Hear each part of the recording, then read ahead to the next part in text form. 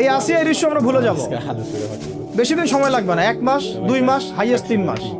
এর আগেও বহু ইস্যু আমরা এসেছে ভুলে গেছি, একটার পর একটা এসেছে, একটার পর একটা ভুলে গেছি আমরা, এবং যাবো ভবিষ্যতে। লিখে নেন আপনারা, এই বাচ্চার কথা কেউ মনে রাখবে না, এই বাচ্চাটার কথা কেউ মনে রাখবে না।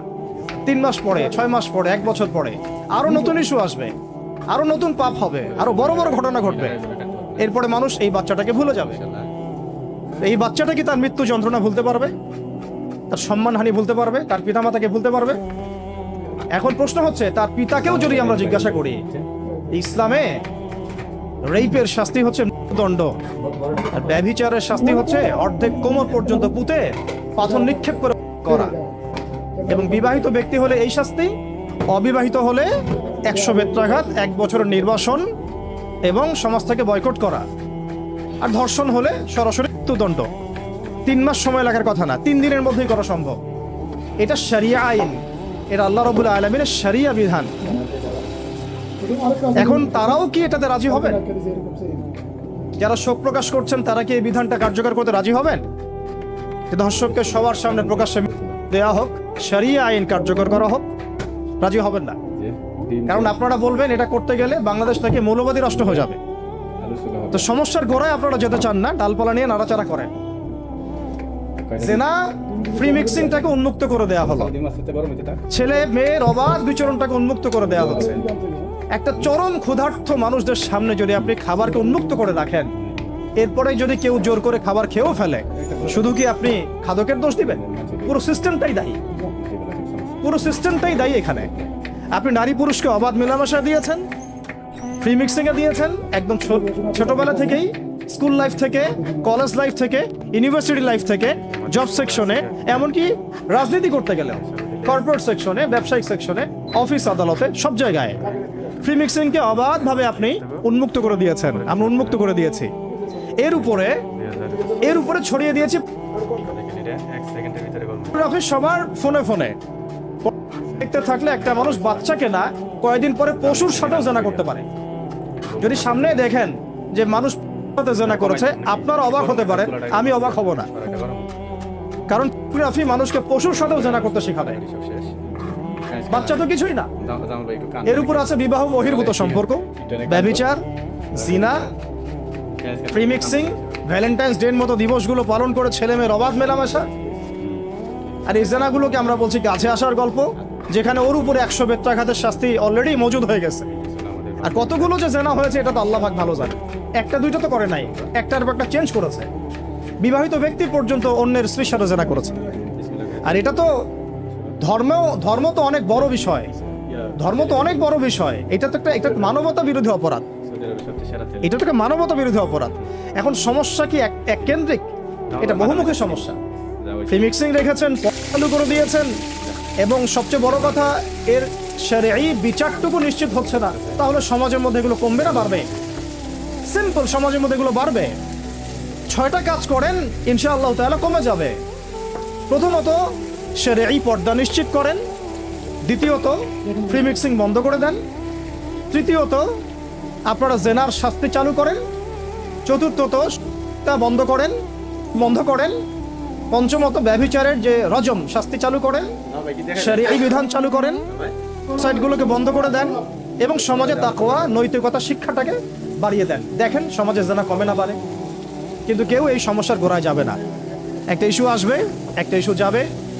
আজকে আপনার বোন তো কালকে আমার বোন, কালকে অমুকের বোন, কালকে তার মেয়ে, নিজের ঘর পর্যন্ত চলে আসছে। আর কয়টা রিপোর্টই বা আমাদের সমাজের সামনে আসে? যে কয়েকটা রিপোর্ট সামনে এসেছে এগুলো 50%ও না। বহু মেয়ে এগুলো বলতেও পারে না লজ্জায়। আর আমি তো ওইসব মেয়েদের ব্যাপারে কথা বলা ছেড়ে দিয়েছি, যারা স্বেচ্ছায় নিজের ইজ্জতকে বিলি দেয়। তাদেরকে আমি আমার বোন পরিচয় দিতে লজ্জাবোধ করি। সমাজ থেকে গায়রত, ব্যক্তিত্ব, পর্দা, শালীনতা, হিজাব এগুলো উঠিয়ে দেওয়া হয়েছে। আপনারা কি দ্বীনি অঙ্গনের তসলিমা নাসরিন হতে চান নাকি? তারা কি দ্বীনি অঙ্গনে তসলিমা নাসরিন হতে চান?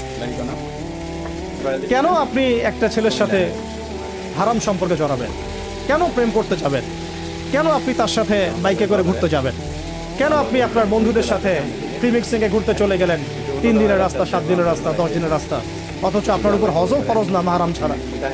না আপনি পর্দা মানছেন, না মাহারাম মানছেন, আর সমাজে না আছে ইসলামী শরিয়া আইন অনুযায়ী বিচার, আর না আছে পর্ন বন্ধের উদ্যোগ, আর না আছে ফ্রি মিক্সিং বন্ধের উদ্যোগ। তো আপনার ইজ্জত চলে গেলে কে ফিরাই দেবে আপনাকে? আমি তো আপনার ভালোর জন্যই কথা বলছি। সমস্যা হচ্ছে আমরা সমস্যার গোড়ায় যেতে চাচ্ছি না। আজকে এই কথাটা আমি এখানে বলতে চাই নাই, শুধু কথা প্রসঙ্গে চলে আসছে যে এই যে মেয়েটা কাতরাতে কাতরাতে মারা গেল আজকে, আপনারা দেখে নিয়েন 3 মাসের মধ্যে এই মেয়েটাকে সবাই ভুলে যান। সমস্যার গোড়ায় আসেন। সমস্যার গোড়া হচ্ছে আল্লাহর জমিনে আল্লাহর দ্বীন ইসলাম বাস্তবায়ন না হওয়া পর্যন্ত এই মানবতার মুক্তির কোনো রাস্তা নাই। আল্লাহর কসম করে বলতেছি, আল্লাহর জমিনে ইসলাম, কোরআন, সুন্নাহ, রাসূলের আদর্শ বাস্তবায়ন হওয়ার আগ পর্যন্ত এই জাতির স্বাধীনতা বলে কোনো শব্দ নাই, এই মানবতার মুক্তির কোনো পথ নাই। কেউ আমরা স্বাধীন না, কেউ আমরা আমাদের ইনসাফ ন্যায্য অধিকারটুকু পাবো না। কালকে আপনার ঘরে এই সমস্যাগুলো আসলে আপনি এটাকে প্রতিহত করতে পারবেন না। বিচার চেয়ে বেড়াবেন এক মন্ত্রণালয় থেকে আরেক মন্ত্রণালয়, ফাইল ঘুরতে থাকবে, আপনার কেস বন্ধ হয়ে যাবে, আপনার বোনের ইজ্জত ফিরে আসবে না। আর রাসূল সাল্লাল্লাহু আলাইহি ওয়াসাল্লামের জামানায় আপনি আমাকে রেপের ঘটনা দেখান কয়টা ঘটেছে? সাহাবীদের জামানায় রেপের ঘটনা দেখান কয়টা ঘটেছে? জেনার ঘটনা দেখান না কয়টা ঘটেছে? ব্যভিচার কয়টা ঘটেছে? চুরি বা কয়টা হয়েছে? ধর্ষণ কয়টা হয়েছে? ডাকাতি কয়টা হয়েছে? একটা দুইটা রেয়ার আপনি ঘটনা দেখাতে পারবেন। এবং যখন সেই ঘটনা ঘটেছে ইনস্ট্যান্ট দেন এন্ড দেন নবী সাল্লাল্লাহু আলাইহি ওয়াসাল্লাম শরীয়ত আইন বাস্তবায়ন করেছেন।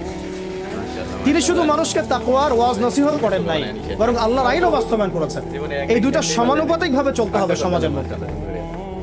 শুধু তাকওয়ার ওয়াজ করেই সব বন্ধ করা যাবে না, আইনও বাস্তবায়ন করতে হবে।